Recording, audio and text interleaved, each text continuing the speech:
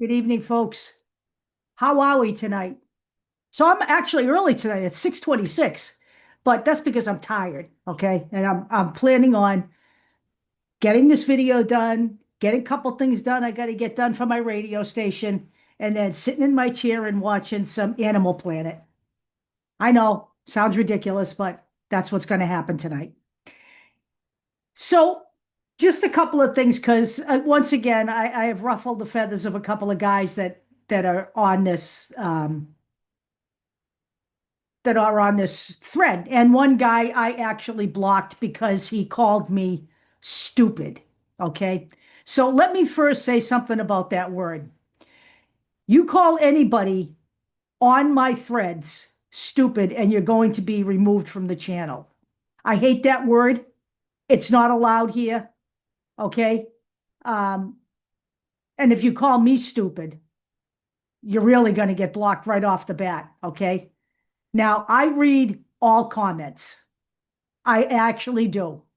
And the reason I do that is because I've been doing this for a very long time in a variety of different venues. And if you don't monitor your comments, then you don't care about the people who follow you. Because there are an awful lot of people out there who are making comments that should not be allowed to make the comments that they make. So the word stupid is verboten on this channel. All right. That's number one. Number two, telling me to stay in my lane is also not going to work, although I did not block you. Let me give you a tip. This channel, my opinions, that is my lane. You stay in your lane. Don't tell me to stay in my lane. Okay? This is just a warning. This is my channel. I put an awful lot of work into these videos. So don't tell me to stay in my lane because you disagree with me on my comment on Rachel Anna Marie Demita. And now we're going to talk about that for a couple of minutes and why I have a problem. So I never said Rachel Anna Marie Demita lies. That's the first thing. My problem was Rachel Anna Marie Demita elevating Dave Portnoy by putting his face on the front of her video. Dave Portnoy is not a man who should be elevated in women's sports. The man has a very long history of not being very nice to women. And we're going to talk about those things right now. And I'm going to put articles in here that are going to tell you why I feel the way I feel. First of all, he has numerous allegations of sexual misconduct. Now, conduct that includes choking women and conduct that includes filming women that he's been intimate with without their permission. Okay? He has also stated that some women, quote, deserve to be raped. And then, of course, he laughed it off saying he was only joking. Okay? He has been accused of creating a toxic workplace environment. He makes offensive comments constantly. And he has a bunch of white boys who follow him who are called stoolies, who also make misogynistic and disgusting comments about women. Okay? He has used his platform to attack female journalists and has used dog whistles to get his young male followers to attack female journalists. So in my mind, okay, this isn't a guy who we should even talk about. I mean, seriously, let's think about this. This is the Women's National Basketball Association, a league that has been struggling for some kind of a legitimacy for a long time, who is actually the people who came before Caitlin Clark actually suffered through racism and misogyny, and it's still there today. You can see it on any one of the vloggers. If you go and look at the comments that come in, there are a lot of racist comments, okay? There are a lot of comments against women. There are a lot of misogynistic comments. And there are a lot of people creating content about the WNBA solely to bash women's sports. And we all know this. If you don't know this, you're in denial. or you're pretending it doesn't exist. So my problem is for a woman to elevate this clown is a problem for me. Okay? It's a problem for me. I don't care if he's offering Caitlin Clark $100 million. Okay? Caitlin Clark won't take his $100 million because Caitlin Clark is a woman who actually gets the picture. Okay? In spite of the fact that she's white and straight and comes from the Midwest. She's also not racist. She doesn't tolerate misogyny, and she doesn't like female stereotypes that are projected out there in the media. Okay? So that was my qualm. And I have that right to have that opinion. I am a person who wants to elevate women's sports. Caitlin Clark is elevating women's sports, not just the WNBA. And I will tell you this. At the game in Boston in July that I attended where Caitlin Clark played the Connecticut Sun, he was sitting right on the floor.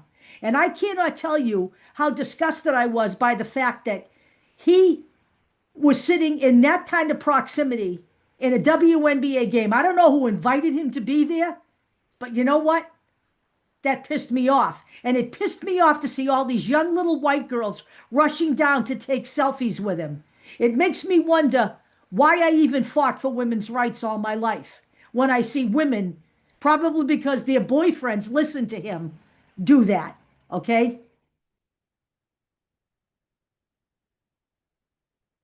Dave Portnoy is a vile human being. He does not hide it. Okay? All you have to do is listen to him to know who he is and what he is.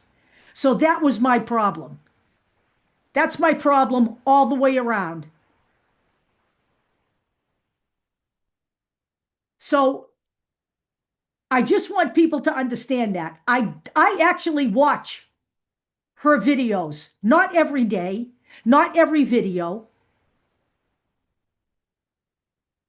but I actually watch her videos. And I would have to say that for me to see her elevating someone like that, just because he offered Caitlin Clark $100 million to start a new league. What are the chances that even if he wasn't a vile human being, that Caitlin Clark was going to turn her back on the WNBA? Everybody knows that's not going to happen. Everybody. So to me, it's a disappointment to see a woman elevate someone like that. Sorry about that, folks, but that's the way it is. You know, this isn't about politics either. This is basic human decency at this point. It's basic human decency. So live with it or don't live with it. I don't care, but please don't call anyone stupid on this channel because I'm not going to tolerate that kind of talk. And I'm also not going to tolerate people who defend Dave Portnoy or anyone like him. I don't like Jason Whitlock either. He's another misogynist in disguise. Just because he's a Caitlin Clark fan doesn't mean he's a friend of women's basketball. There's a lot of people using Caitlin Clark to their own ends. And Stephanie White has said that. And that is actually a fact. So, let's move on, okay? And by the way, for anyone who's actually interested, I will put articles about Dave Portnoy from several outlets in the body of this video. And you will understand why I feel the way I feel. So now, let's talk about a highlight reel that I have on a much more pleasant note. But I have to confess to you, and you will see once I show you the opening of this video, that I looked at this video and I said, what the hell is this video all about? I almost actually closed the tab because I thought the title was dumb, but what was even more confusing was the picture of Robin Lundgren in the video with the title. And I'll get to it. When I get to it, you'll see why I might have been tempted to close it down.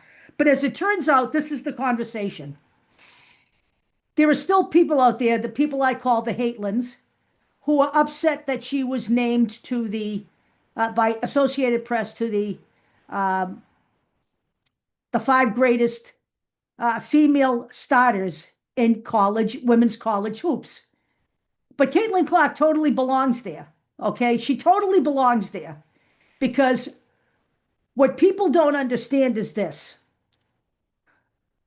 We're not talking about the pros. That selection was the five best players in history in women's college basketball. And in women's college basketball, nobody did what Caitlin Clark did at her position. And no one did for women's college basketball across the board what Caitlin Clark did, either in the past or currently. Okay? Maybe somewhere down the road, there will be someone who will take it to the next level. All right? But it isn't this coming year, and it certainly wasn't last year. Okay? So let's understand that now there's also commentary out there that Rebecca Lobo is in hot water for choosing Caitlin Clark for this position. You know, she should have chosen Maya Moore. Quite frankly, I love Maya Moore. Caitlin Clark modeled her game on Maya Moore, but Caitlin Clark has better numbers and did more stuff than Maya Moore did as a college player. End of story. She certainly belongs right where she is. This was a discussion about women's college basketball, not the WNBA. But let's say for shits and giggles that it had been the WNBA. Because the video I'm going to show you is going to prove to you that no other player in basketball history had a rookie season like Caitlin Clark either. Not in the past and not since. Not Paige Bueckers. No, sir. N-O. No. Okay? The discussion that Paige Bueckers was a better rookie than Caitlin Clark was an absurd one. Those were comments started by Paige Buecker fans at UConn. But that doesn't hold any water at all. Okay? But before I get into this video, there's two other points I want to make. Some of the comments about this five starters from women's college basketball were that she's not better than Stewie. Well, she's also not a power forward. Stewie is on the team with her. So that's another ridiculous discussion, okay? And the other one was that she doesn't belong there because her team didn't win an NCAA tournament. Well, last time I looked, there were 12 people on a basketball team, and there are 5 players on the floor constantly. And you either win or lose as a team. This is team sports. This isn't golf. It's not tennis, okay? It's not swimming. It's not an individual sport. You win or lose as a team. It takes 5 players and a team of 12 to win a championship. No single player is going to do it by themselves, okay? So that argument goes out the window as well. So now let's get to this video, because I was totally stymied by it. But when I started watching it, I actually thought it was very well done. I thought it was a very excellent assessment of her, of just exactly what Caitlin Clark was able to achieve in her freshman year in the WNBA. Could she make it happen coming out of the college game where she dominated? Could she translate that onto the court? And she did. And she did it with people in her face constantly. That was the best part of it all. And if you watch this video, it doesn't talk about the 62 rookie record she broke. All right? It only talks about 5 or 6 of the records that were the most consequential. Okay? But in and of themselves, as the narrator says, the stuff that she did in her rookie season, some veterans don't do throughout their entire career. So let's take a quick look at this video, because when you see it, you will understand why I almost bypassed it. Now it's 15 minutes long. I'm not going to play the whole thing because that's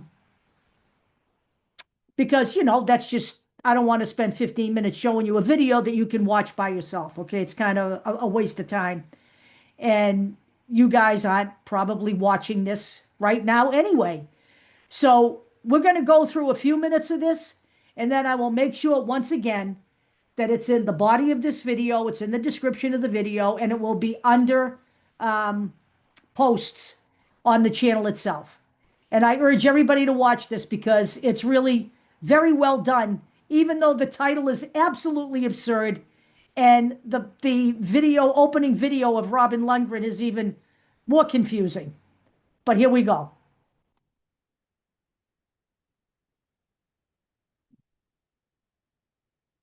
Give me a second so I can optimize the playing, because there is footage here of her playing basketball.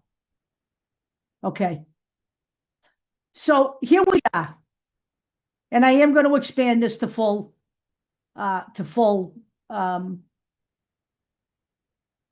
page once we get going here. But so the maker of this is Hoops Block. I've never heard of them before. And I made sure I watched this whole thing before I put it up here. So this is what I get. 5 adorable moments that made Caitlin Clark's awards unforgettable.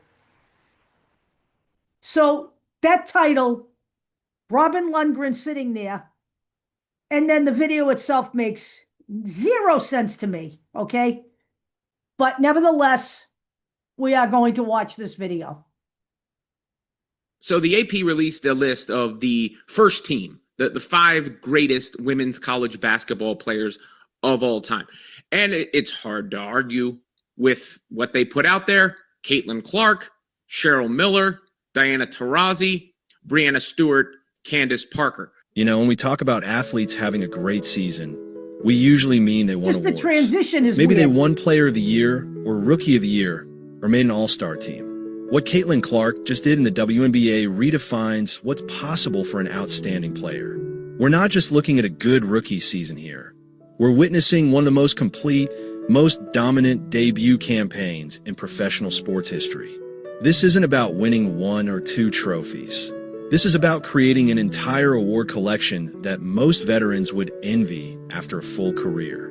Let's start with the foundation. Before she even stepped onto a WNBA court, Clark was already an award-winning machine from her college days at Iowa. AP Women's College Basketball Player of the Year is Iowa's Caitlin Clark.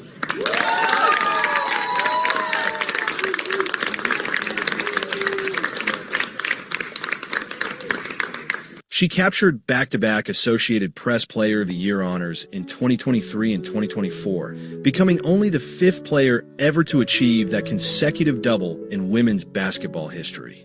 That's not just winning awards. That's making history before your professional career even begins. The AP Award is particularly special because it's voted on by sports journalists across the country, the people who watch basketball for a living and see every player in the nation. To win their respect twice in a row meant she wasn't just having a good season, she was defining what excellence looked in college basketball. But here's what makes her story so compelling. The transition from college superstar to professional success is never guaranteed. For every player who makes the leap smoothly, there are dozens who struggle with the increased physicality, the complex defensive schemes, and the grueling travel schedule. When Indiana drafted her first overall, the question wasn't whether she'd be good, but whether she could possibly maintain that award-winning excellence against the world's best players. Could the player who dominated college awards ceremonies now dominate in the professional ranks? The answer came almost immediately in her very first game against the Connecticut Sun. Clark didn't just play well. She announced her arrival by setting a new WNBA record for points in a debut game. But what truly stood out was how she did it. Dejanay Carrington shut down Caitlin pretty well tonight. Just what did she do well, or how can you use that to learn through film with coming up? Yeah, I wouldn't say 20 points is keeping her down, but she can learn. Dejanay's an athletic guard and they had a game plan against her, and it's just going to take some time for her to, to figure that speed and quickness and physicality out. It's something she's not had. That deep three-point range that became her trademark in college, it translated perfectly to the WNBA. Her court vision and passing ability, even better against professional defenders. Just weeks into her professional career, Clark claimed her first WNBA honor, Rookie of the Month for May. But this wasn't a one-time thing. It became a pattern that would define her entire season. Well, Caitlin Clark's first month in the WNBA has been eventful, to say the least, but it's also been productive. Today, Clark was named the WNBA's Rookie of the Month for May. The former Hawkeye averaged nearly 18 points, 6.5 assists, and 5 rebounds a game in her first month as a pro. June brought another Rookie of the Month award, highlighted by her 30-point explosion against the Washington Mystics, where she also dished out 10 assists. Then July arrived, and with it another monthly honor after she led the Fever to their first winning month in years. August saw her continue the streak with consecutive 25-point games against playoff contenders. Finally, September closed out the season with her 5th straight monthly award. 5 months, 5 separate awards, a perfect sweep of the monthly rookie honors. Think about what that consistency means. In a league featuring the world's most talented basketball players, she was consistently the most impressive rookie for the entire season. There were no extended slumps, no periods of adjustment, just relentless, month-after-month excellence that kept adding trophies to her growing collection. Each month brought new challenges, and each month she found new ways to excel. Then came the award everyone had been waiting for, the WNBA Rookie of the Year. Congratulations, Caitlin. You are the 2024 Kia WNBA Rookie of the Year. But she didn't just win it. She achieved something rare and special, a unanimous election. Every single voter chose Clark. In a league full of talented first-year players like Angel Reese and Camila Cardoso, nobody could mount a credible argument for anyone else.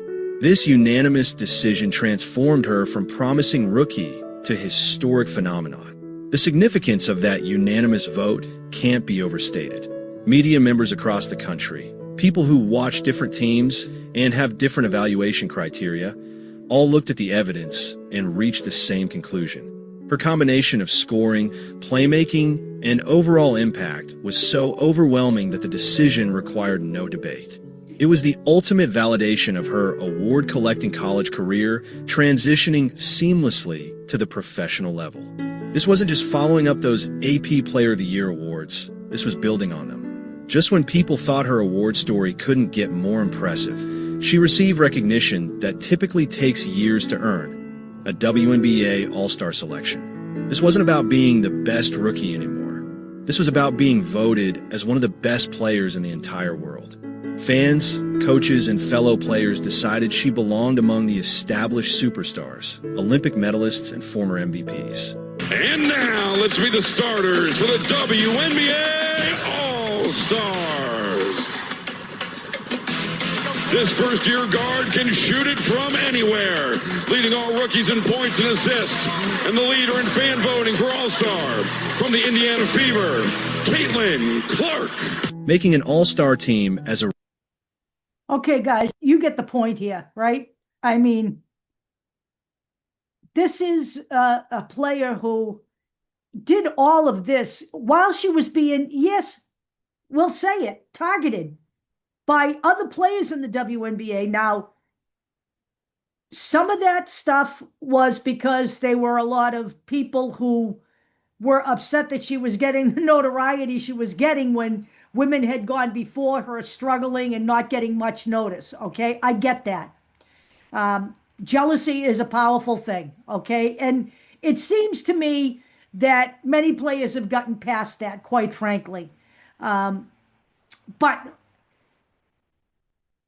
all of that aside, when someone is performing like Caitlin Clark is on a basketball court, it's not unusual for teams to focus on that person in terms of, I'm honestly, until I saw that game in Boston live. We were 3 rows from the floor. I never saw anybody pick up a player underneath their own basket and body them for 94 feet up the court. But that's part of the strategy for stopping Caitlin Clark. She's kind of unstoppable, which is why her passing game is so important, because when she can't score because they're shutting that down, she can make everybody around her better. So here's what my point is. My point is that, yeah, we lost Caitlin Clark in the second season, but she started that second season in mid-season form. Okay, the game against Brazil was outrageous. That shot from the floor in Iowa, where she broke the record, was amazing. Then in her first 5 games of the season, when she was totally healthy, she had a triple-double and 2 double-doubles.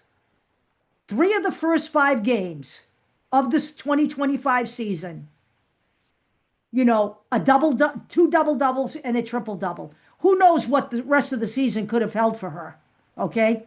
We won't know that because we lost that. But I expect Caitlin Clark to be back next year, totally healthy and totally ready to go. And I agree with Amber Cox that she believes that Caitlin Clark is going to be on fire and we're going to see the next level. And that is an unbelievable thought, because when you think about the fact that Caitlin Clark still has years of basketball ahead of her, still has stuff to learn, and will still be continually improving as a player, it's almost kind of scary. So that's all I've got for you for tonight. I will be back tomorrow. Got more highlights tomorrow. But honestly, I had something else planned for highlights tonight. But when I found this video, I thought it was just kind of weird. And then when I watched it, I thought it was pretty good. So I will talk to you guys later. Have a wonderful night.